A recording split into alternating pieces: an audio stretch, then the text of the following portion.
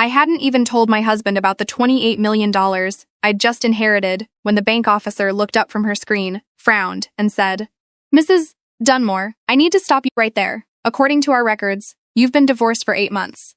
I stayed completely still for 3 seconds. Then I did one thing. Charlotte, North Carolina, late October.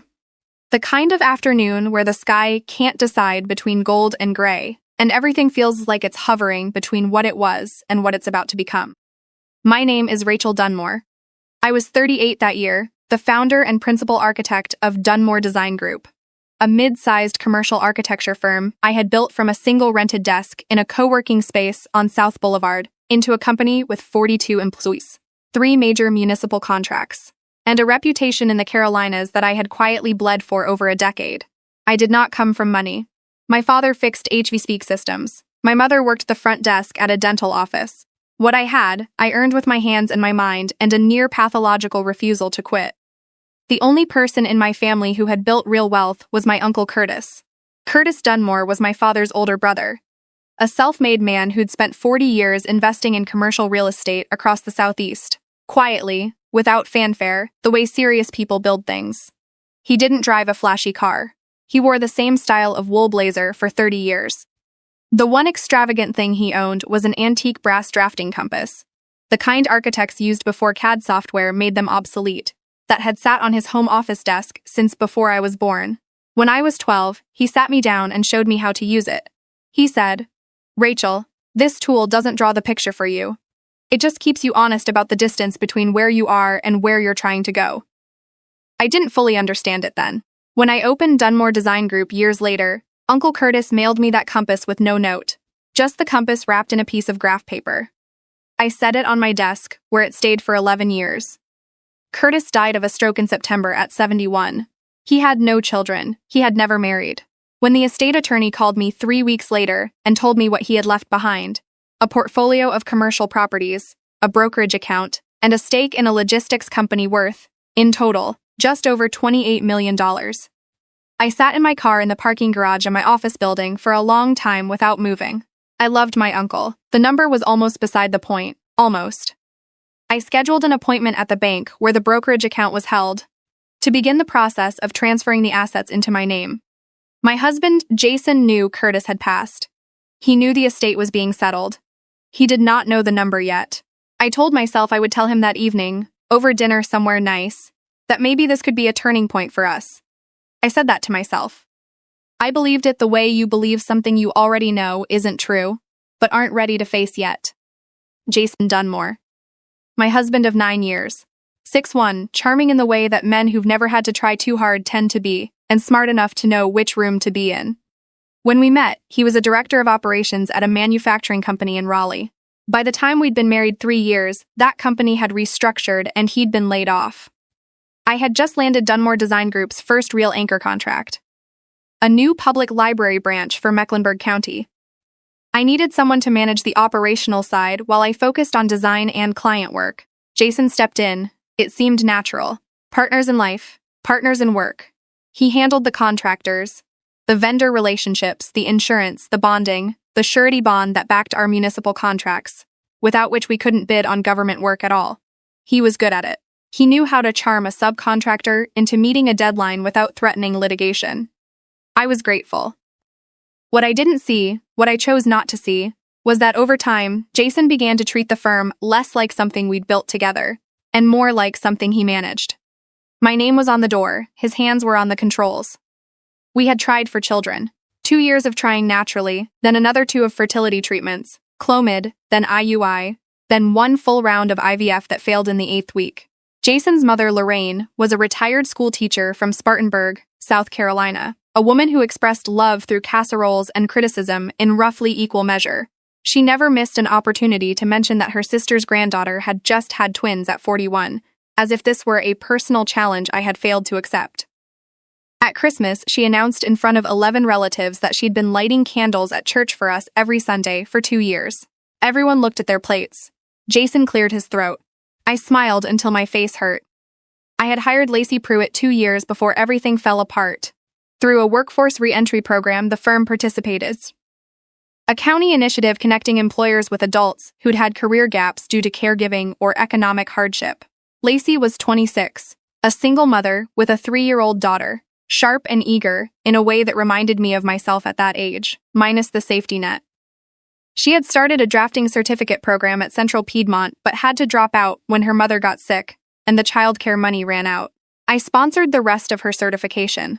I let her come in on a flexible schedule. I showed her how to read a site plan, how to present to a client without apologizing for taking up space. When she completed the certificate, I promoted her to project coordinator. "You didn't have to do any of this," she told me once, sitting across my desk. "Don't say you owe me," I said. "Just do the work well. If you can, pass it on someday." She looked at me and said, "I will. I swear I will." I thought she meant it. I believe she did. Once. Some people step out of hardship genuinely wanting to grow. Then something shifts. The gratitude cools. The comparison starts. They stop measuring how far they've come and start measuring what you have. I didn't see it happening. I was busy running a company. The appointment at the bank was at 2 in the afternoon. The estate officer, a woman named Bev, mid-50s, reading glasses pushed up into her hair, pulled up the account information, began the verification process, and stopped. She looked at her screen, then at me, then back at the screen. The expression on her face was the kind people get when they're about to say something they'd rather not. "Ms. Dunmore," she said carefully, "before we proceed with the asset transfer, I'm seeing something I need to flag. Your marital status here is showing as divorced.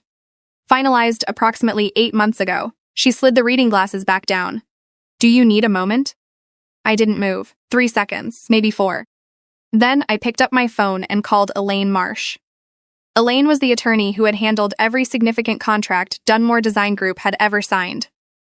She was 52, wore blazers the color of concrete, and had a voice that could stop a deposition cold at 50 yards. She picked up on the second ring. "Elaine," I said. My voice came out quieter than I expected. "I need you to meet me, right now." She heard something in it. She didn't ask questions. 15 minutes, she said. "My office." I apologized to Bev. I told her I needed to verify some information before we continued. She handed me a printout. Just the marital status line, highlighted in yellow, and said she hoped it was a clerical error. I thanked her. I walked out of the bank. I sat in my car in the parking lot for exactly 4 minutes, not crying, not moving, just listening to the traffic on Trade Street like it was the only real thing in the world. Elaine had the divorce filing on her screen within 30 minutes through a contact at the Mecklenburg County Clerk's office. The petition had been filed 10 months ago. Uncontested. The service address for all court correspondence was listed as Dunmore Design Group's business address, on South Boulevard, the waiver of appearance. The marital settlement agreement, signed by both parties, in which I relinquished any claim to Jason's personal accounts and agreed to a buyout of his interest in the firm for a nominal amount. And there was my signature. Elaine set her pen down very carefully on her legal pad. I knew exactly when I had signed it. 14 months ago, I'd had emergency surgery to remove my gallbladder. It happened fast. A Tuesday night, severe pain, the ER, a surgical consult, procedure the next morning. Jason was there, attentive in those first 2 days, the way people are when they suddenly realize how easily things can disappear. On the 3rd day, while I was still groggy on painkillers and working through a tray of hospital jello, he came in with a folder. He said the bonding company needed updated authorization paperwork for the municipal contract renewal. And the deadline was that Friday. He held the pen out. He showed me the signature lines with a post-it arrow. "Right here and here," he said. "It's just administrative. You trust me, right?" I signed. I signed because my incision hurt and I was exhausted, and I thought this was the man I had chosen. I thought shared history meant shared intentions. I thought the years we'd spent arguing over contractor invoices and celebrating contract wins at the same table meant we were still on the same side of it. Some lessons you do not get to learn cheap. Some you pay for with years. Elaine told me not to go home and confront Jason. She told me to go through the office mail, logs from the past year, and identify any envelopes from the court. She told me to back up everything. I drove to the office instead of home. It was nearly 6. Most of the staff had left. I pulled the physical mail log binder from the front desk. And there it was. 3 entries over an 8-month period, each marked in handwriting I recognized immediately. Legal notice, J. Dunmore per his request. Lacey's handwriting. I sat down. I didn't throw anything. I didn't make a sound. I just looked at those 3 lines until the letters stopped swimming. That night, I went home at 8:30. Jason was on the couch, watching a college basketball game, with a bowl of pretzels. He looked up. "Long day," he said. "Yes," I said. "Long day." I went into the bathroom, turned the shower on, and called Rob Pettis from my cell. Rob had been in my graduate program at NC State, had dropped out of architecture after the first year, when he realized what he actually loved was finding things people tried to hide. He ran a small investigative firm in Raleigh now. "I need you to run a full financial trace on my husband," I said, "and on a woman named Lacey Pruitt." Rob was quiet for 2 seconds. "How deep?" "All the way." The next morning, I was in the office by 7. I reviewed 3 years of vendor payment records with our bookkeeper, Mona, who had been with the firm since year 2 and had the memory of a forensic accountant and the loyalty of someone who understood what it meant to build something from nothing. I told her I was doing a pre-audit review for bonding renewal. She pulled the reports without blinking. We found Pruitt Property Services within 40 minutes. An LLC registered in Cabarrus County, listed as a building maintenance and facilities supply vendor. Over 28 months, Dunmore Design Group had paid Pruitt Property Services a total of $418,000. Maintenance fees, equipment rentals, supply invoices, each one vague enough to pass a quick scan, specific enough to look real. The registered agent was a woman named Darlene Pruitt, Lacey's mother. Mona took her glasses off and set them on the desk. She stared at the screen without speaking for a long moment. Then she said, "Tell me what you need." "Imsprick everything you just pulled," I said. "Nothing through the company server." 3 days later, Rob called me. Lacey had a second phone, a prepaid, registered to her mother's address. Its billing records, access through legal channels, showed regular contact with a private email associated with Meridian Group, our main competitor, the firm that had underbid us on 2 contracts in the past 18 months, both of which we had been certain to win. Rob had also tracked Lacey's bank deposits. In addition to her salary from us, she had received 4 wire transfers from a Delaware shell entity over 14 months. Total, $62,000. Lacey wasn't just involved with Jason.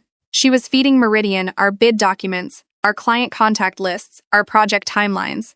She had walked into my office under the banner of a second chance and used it as a window. I didn't scream. I didn't cry. I felt something go very quiet inside me, the way a room goes quiet after a door is shut. The surety bond for our largest active project, a $14 million county courthouse expansion, ran through a bonding agent Jason had managed personally for 6 years. He had mentioned twice in the past month that his contact there wouldn't work well with new management. The implication was clear. If I moved against Jason, the bond would be pulled. We would default on the contract. 42 employees, 8 years of reputation. I called Carlton Webb. Carlton was a 60-year-old attorney in uptown Charlotte who specialized in construction law and financial fraud. I had heard his name twice in professional circles, but never needed him. What I didn't know until Elaine told me was that Carlton Webb had grown up in McColl, South Carolina, the son of a house painter, and that in 1988, a real estate investor named Curtis Dunmore had co-signed a loan that allowed Carlton to attend law school when every other door was closed. My uncle had never mentioned it to me, not once. When I walked into Carlton's office and explained why I was there, he looked at me for a long time before he spoke. Then he said, "Your uncle wrote me a letter every Christmas for 20 years. He never asked for anything. He just said he hoped I was doing honest work." He picked up a pen. "Tell me everything." Carlton moved fast and quietly. Within a week, he had connected us with a competing bonding agency, stronger rated than the one Jason controlled, and had the transfer of surety underway. He filed the fraud documentation with the North Carolina Secretary of State and coordinated the financial crime referral with the DA's office. Elaine handled the family law side. Mona's encrypted drive went into Carlton's safe. Jason did not know any of this was happening. He came home most nights, ate dinner, watched television, went to bed. Once, he rubbed my shoulder while I was standing at the kitchen counter and said, "You've been stressed. You should take a weekend off after the courthouse groundbreaking." "You're right," I said. "I should." Some things you hold on to, not because you've forgiven them, but because you need them to stay exactly where they are a little longer. The groundbreaking ceremony for the Mecklenburg County Courthouse expansion was on a Thursday morning in November. 60 people. County commissioners, project managers, subcontractors, a local news camera. I wore a gray blazer and carried the brass drafting compass in my jacket pocket. The one Curtis had given me, the one that had sat on my desk for 11 years. I didn't know exactly why I brought it that morning. I just needed to hold something real. I was 3 sentences into my remarks at the podium when Jason stepped forward and interrupted. He didn't raise his voice. He spoke directly to the county commissioner's project liaison and said there was an unresolved dispute over authorization rights within Dunmore Design Group's ownership structure that needed to be addressed before the project could proceed. He held up a folder. He said he had documentation. He looked calm. He looked prepared. He looked like a man who had rehearsed this exact moment many times. The liaison looked at me. I took a breath. Mr. Dunmore is referring to a legal dispute that was resolved 3 days ago, I said. If he'd like to confirm the current bonding status with the project's surety, that would be Meridian Fidelity Group, our new bond carrier, effective Tuesday. The letter of credit is in the project file the county received yesterday. Jason's expression didn't collapse. It just stalled, like a program trying to run a file that no longer exists. I continued.